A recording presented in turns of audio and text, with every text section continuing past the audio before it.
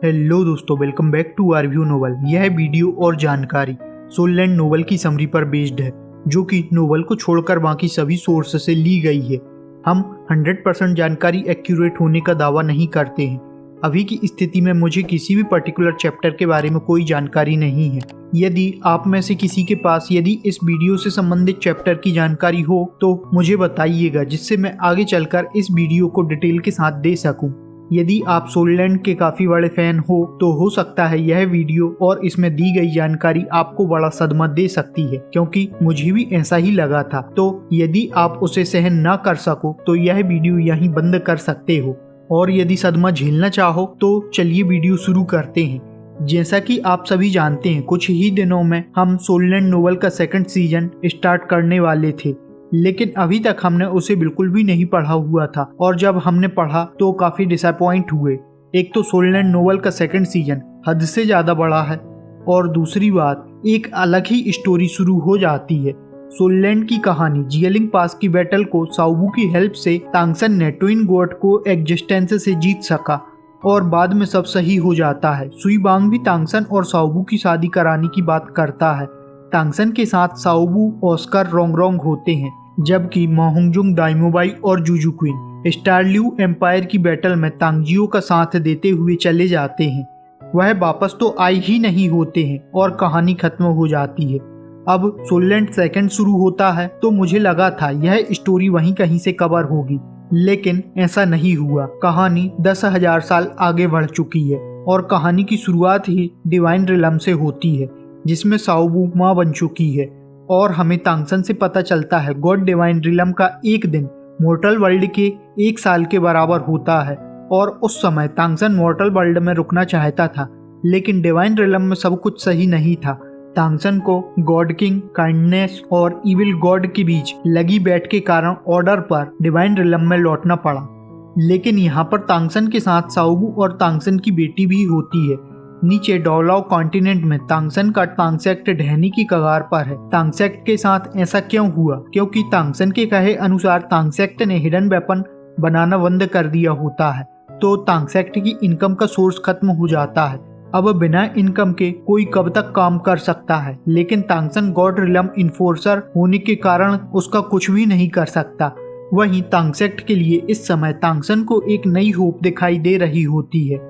अब यदि हम सोललैंड नोवेल के सेकंड सीजन में डोलाओ कॉन्टिनेंट में आते हैं तो हमें हुओ यूहाओ की जानकारी बताई जाती है, जिसके पिता स्टारल्यू एम्पायर के ड्यूक हैं। नाम दाई हाओ है। इन्हें व्हाइट टाइगर ड्यूक या व्हाइट टाइगर डोलाओ भी कहा जाता है। यहाँ तक तो ठीक है, लेकिन मुझे हैरानी जब हुई जब दाइमोबाई और जुजू क्वीन को सिर्फ इनका एंसेस्टर कहा गया। मतलब दाइमोबाई और जुजू क्वीन की ब्लड लाइन कहाँ गई?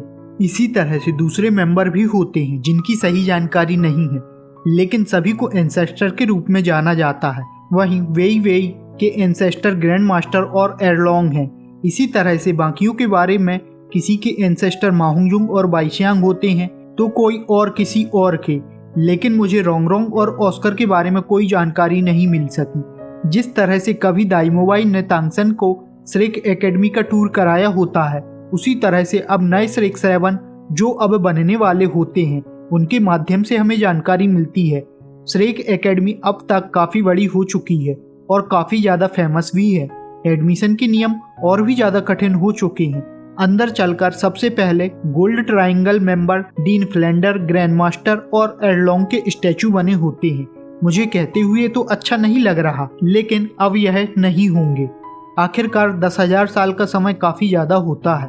इनके बाद श्रेक 7 डेविल्स के स्टैचू होते हैं, जिसमें दाइमोबाई, जुजू क्वीन, ऑस्कर, रोंगरोंग, माहुंगजुंग, तांगसन और साओबू, साथ ही तांगसन को उसकी ब्लू सिल्वर ग्रास के साथ दिखाया गया है कि स्टैचू होते हैं।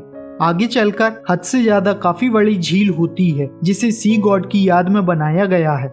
इसी समय प्रेजेंट टाइम में श्रेक 7 की टीम में एक बांगडोंग होती है, जो कि कोई और नहीं तांगसन और साओबू की बेटी है, जो कि बिल्कुल साओबू की ही तरह खूबसूरत है। ब्लू पिंक आई होती हैं, जिसे हम तांगसन और साओबू का कॉम्बिनेशन कह सकते हैं।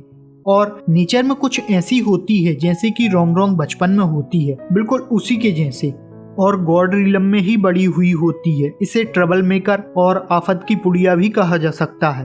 सभी गॉड इसकी शरारतों से परेशान होते हैं और आखिर में जब गॉड रिलम में करने के लिए कुछ नहीं बचता तो यह मॉर्टल वर्ल्ड में जाती है। बांगडोंग, जिसका असली नाम तांग बुटोंग है, क्लियर स्काई क्लैन में इनकारनेट होती है और इस समय यहाँ की लीडरशिप न्यू टियान और टाइटन कर रहे होते हैं, जो कोई और नहीं दामिंग और अर्मिंग ही हैं, जो अब तक इंसान के रूप में जन्म ले चुके हैं। अब साओबू के लिए इन्होंने क्या किया मुझे बताने की जरूरत नहीं है, आप सभी जानते हो। ऐसा कहा जा सकता है तांगसन की इच्छा होती है बांगडोंग गॉड रिलम में ही रहे, लेकिन वह नहीं मानती है।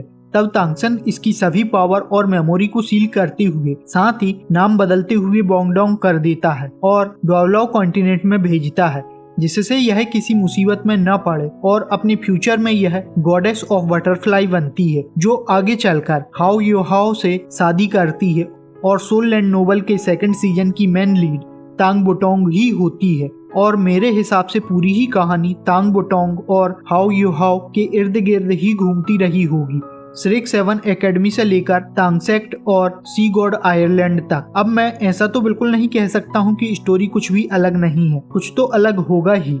अब इसके आगे हम स्पॉइलर पर बात करेंगे। जब तांगसन को पता चलता है उसकी बेटी तांग बुटोंग युहाओ को डेट कर रही है तो तांगसन का दिमाग खराब हो जाता है। तांगसन ने भी सोचा होता है इसे इतनी आसानी से थोड़ी ही ना जाने देगा।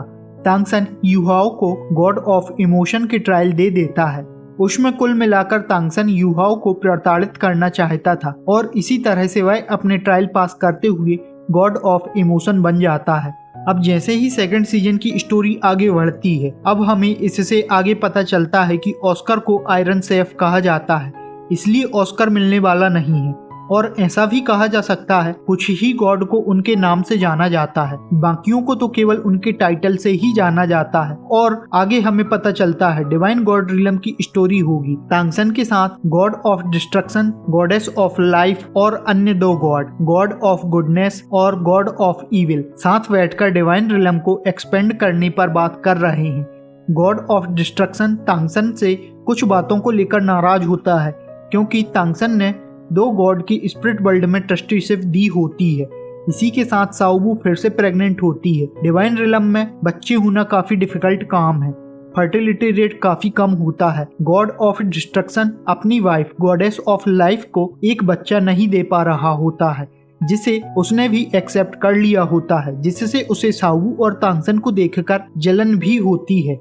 साओबू भी तांगसन से कुछ नाराज होती है क्योंकि तांगसन तांगबुलिन के जन्म के बाद साओबू को कम इंटेंशन देगा। गॉड ऑफ डिस्ट्रक्शन भले ही तांगसन और साओबू से जलता हो, लेकिन गॉडेस ऑफ लाइफ के साथ ऐसा नहीं है। वहीं तांगसन डिवाइन रिलम को एक्सपेंड करना नहीं चाहता है और गॉड ऑफ डिस्ट्रक्टिव अपनी पावर को इंक्रीज करना चाहता है। हालांकि उसका इंटेंशन गलत नहीं होता है, लेकिन फिर भी तांगसन को डर होता है, हो सकता है वह उसका मुकाबला न कर सके। गॉड ऑफ डिस्ट्रक्शन के पास पहले ही 8 फर्स्ट क्लास गॉड का सपोर्ट होता है, जिससे वह अपना प्लान बना लेता है। तांगसन उसके पास जाता है और कहता है यदि आने वाले 1 साल में भविष्यवाणी सही नहीं होती है तो हम उसे एक्सपेंड कर लेंगे, जिसे गॉड ऑफ डिस्ट्रक्शन भी मान लेता है, लेकिन फिर भी उसे डर होता है। तांगसन मतलब सी गॉड हो सकता है आगे चलकर अपना मन बदल ले। अब ये भविष्यवाणी क्या है इसकी अभी की स्थिति में मुझे जानकारी नहीं है। अब 6 महीने निकलने के बाद साओबू को 8 महीने हो चुके होते हैं और ऑस्कर और रोंग के लिए हर दिन अच्छा होता है, लेकिन उबाऊ भी होता है, जिससे उन्हें समझ आ जाता है आखिर क्यों गॉड अपना सक्सेसर ढूंढते हैं। फिनिक्स गॉड मा हुंगजुंग लावा रिवर के पास लेटा हुआ होता है। उसी समय मा हुंगजुंग के पास गॉडेस ऑफ लस्ट आ जाती है। जैसा इसका नाम वैसा ही इसका काम। मा हुंगजुंग के लिए आती है और मा हुंगजुंग का दिमाग खराब कर देती है। इस पर मा हुंगजुंग अपनी फीलिंग्स को बाइसियांग के लिए कंट्रोल नहीं कर पाता है और रिवर्स लेने के लिए अपनी इविल फायर फोनिक्स का यूज करता है। हालांकि मा हुंगजुंग ने तुरंत ही ऐसा नहीं किया। मा हुंगजुंग लोअर क्लास का गॉड होता है और उसके पास डिवाइन रिलम में बाइसियांग को लाने के लिए पर्याप्त पावर नहीं होती, जिसके कारण मा हुंगजुंग अकेला रह गया होता है। इसी तरह से तांगसन को छोड़कर सभी के सभी सेकंड क्लास गॉड होते हैं। तांग बुटोंग बटरफ्लाई सेकंड क्लास गॉडेस, तो यू हाओ God of emotion first class God, जो अपनी माँ को डिवाइन रिलम में लाना चाहता है, लेकिन फर्स्ट क्लास गॉड होने के बाद भी वह भी शुरुआत की स्थिति में इतना पावरफुल नहीं है, जिसके कारण से उसे ऐसा करने से रोका गया। God of destruction sea god के सामने अपनी पावर दिखाते हुए आता है और तांगसन से सोल वर्ल्ड मांगता है। कारण वही होता है, तांगसन उन्हें एक्सपेंड करने से रोक रहा होता है और यदि एक्सपेंशन होता है तो तांगसन की पावर कम हो जाएगी। अब इनके बीच एक अच्छी खासी लंबी फाइट होती है जिसमें सभी अपने अपनों का साथ देते हैं। गॉड ऑफ डिस्ट्रक्शन और सी गॉड फाइट कर रहे होते हैं, वहीं साओबू को गॉड ऑफ डैमेज पकड़ लेते हैं। अब साओबू सेकंड क्लास गॉड होने के कारण उन्हें ब्लॉक नहीं कर पाती। साओबू को चोट न लगे उसके कारण सी गॉड ने सरेंडर कर दिया। गॉड ऑफ डिस्ट्रक्शन ने तांगसन को पकड़ लिया, साथ ही तांगसन की पावर को भी सील कर दिया और सोल वर्ल्ड का कोर भी ले लिया और इसी के साथ साओबू को तांगसन को सौंप दिया और दोनों को ही बंदी बना लिया गया।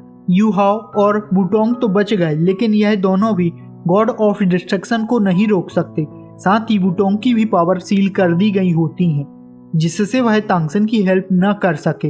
100,000 ईयर पहले ड्रैगन डोरलाओ सबसे पावरफुल था जिसे कंट्रोल करने की कोशिश की, लेकिन कोई कामयाब नहीं हो सका और अपने ही दम पर बिना किसी गॉड के इनहेरिटेंस के गॉड बन गया और सोल वर्ल्ड को कंट्रोल करने की कोशिश में एक अच्छा युद्ध छेड़ दिया। इस बैटल को God of evil, goodness, destruction, life और असुरा गॉड ने जीत लिया। असुरा गॉड ने यह जीत तो लिया होता है, लेकिन इसके साथ 4 फर्स्ट क्लास के गॉड भी खो जाते हैं। ड्रैगन गॉड हार तो गया, लेकिन अपनी आखिरी बची हुई पावर से खुद को स्प्लिट करते हुए गोल्डन ड्रैगन और सिल्वर ड्रैगन में बट जाता है। जहां गोल्डन ड्रैगन को फिजिकल स्ट्रेंथ, टफनेस और स्पीड मिली, वहीं सिल्वर को स्पिरिचुअल स्ट्रेंथ और कंट्रोल ऑफ एलिमेंट की पावर मिली। जब ड्रैगन गॉड स्प्लिट हो रहा होता है तो भयानक एनर्जी निकलती है जिसने सोल वर्ल्ड की दुनिया में भारी तबाही मचाई। साथ ही मौजूदा आधे से अधिक गॉड मारे गए। जैसे तैसे करते हुए गोल्डन ड्रैगन को सील कर दिया गया, लेकिन सिल्वर ड्रैगन भाग चुका था। उसी के बाद सोल बीस्ट के गॉड बनने पर पाबंदी लगा दी गई होती है। तांगबुलिन के जन्म के साथ तांगसन की सील की हुई पावर भी वापस आ जाती है और सभी के सभी सातों मिलकर गॉड ऑफ डिस्ट्रक्शन के साथ फाइट करते हैं। मजेदार बात यहाँ पर यह होती है, ऑस्कर भी मिरर सोर्सेज के साथ असुरा गॉड की 60% पावर को एक्सेस कर सकता है और यह सभी की सभी मिलकर गॉड ऑफ डिस्ट्रक्शन को पीछे हटने पर मजबूर कर देते हैं और धीरे धीरे इनकी गहमा गहमी चालू होती है। इसी बीच गोल्डन ड्रैगन गॉड की सील टूट जाती है। तांगसन असुरा फॉर्म में होता है, लेकिन अब तक तांगसन की एनर्जी काफी कम होती है और जैसा कि हम जानते हैं गोल्डन ड्रैगन गॉड के पास पावर तो है लेकिन दिमाग नहीं होती है। और जब गोल्डन ड्रैगन गॉड को समझ नहीं आता है कि वह किस तरह से बच सकता है, तो वह अपना ऑर्ब या न्यूक्लियस कह सकते हैं से गोल्डन बॉल बनाकर अटैक करता है, जिससे वह पूरी ही एनर्जी तांगबुलिन में इंजेक्ट कर देता है।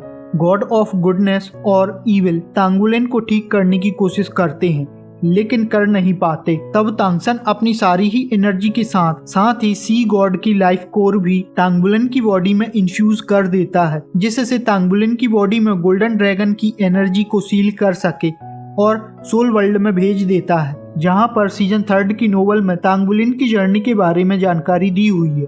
वह कुछ ऐसा होता है, जिस दिन तांगबुलिन की सोल एवेकनिंग का दिन होता है तो सोल लेवल 3 और स्प्रिट ब्लू सिल्वर ग्रास की होती है।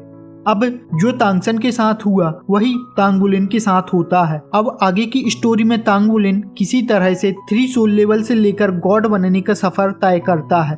यहाँ पर कॉन्सेप्ट वही होता है, वही सोल रिंग, सोल बीस्ट, बस स्टोरी कुछ अलग होगी। बाद में जब तांगबुलिन गॉड बनने के बाद साओबू से मिलता है, अब तक साओबू फर्स्ट क्लास गॉडेस ऑफ सी बन चुकी होती है, तो साओबू तांगबुलिन को बचाने के लिए उसकी ड्रैगन गॉड की डिस्ट्रक्टिव पावर और थॉट को एब्जॉर्ब कर लेती है, जिसकी भयानक पावर के कारण साओबू मारी जाती है। अब जब साओबू मारी जाती है तो तांगसन का क्या काम, जो कि अब तक डिवाइन रिलम का सबसे अधिक पावरफुल गॉड किंग बन चुका होता है। लेकिन साओबू के बिना तांगसन का क्या काम, और तांगसन भी अपना सेक्रीफाइस कर देता है। अब तांगसन का मिशन होता है साओबू को ढूंढना और अपनी जिंदगी फिर से शुरू करना। इसके अलावा हो सकता है तांगसन को किसी ने धोखा भी दिया हो तो उससे भी बदला लेना। अब साओबू और तांगसन दोनों ही नहीं रहे। स्टोरी में काफी लूप होल हो सकते हैं, लेकिन यह नोवेल ही इतनी अधिक बड़ी होती है कि कोई भी 1 या 2 दिन में पूरी ही कवर नहीं कर सकता है। लेकिन अब हमें सोललैंड की किसी भी नोवेल की स्टोरी में तांगसन और साओबू और बाकी की श्रेक 7 की स्टोरी चाहिए, जो दरअसल आगे की मेन लीड में है ही नहीं। सेकंड नोवेल जहां तांगसन की बेटी और दामाद पर है, तो थर्ड वाली उसके बेटे पर। इसी के साथ सब में श्रेक 7 और श्रेक सिटी कॉमन है, साथ ही उनके होने वाले टूर्नामेंट भी, लेकिन उनकी जर्नी अलग अलग हो सकती है। हालांकि फाइनल डेस्टिनेशन पर वहीं पहुंचेंगे, जो अपने आगे आने वाले टाइम में फर्स्ट सोल रिंग से लेकर गॉड बनने तक का सफर पूरा करते हैं। इससे ज्यादा मुझे कुछ समझ नहीं आया। अब मुद्दे वाली बात यह है, जिस स्टोरी में साओबू और तांगसन नहीं, वह स्टोरी किस काम की हो सकती है। तो मैं सीधे ही सीजन 5 को कवर करना चाहता हूँ। आप लोग क्या कहते हो, कमेंट में बता दीजिएगा। यह वीडियो यहाँ खत्म होती है, हम मिलते हैं अगली वीडियो में। Thanks for watching.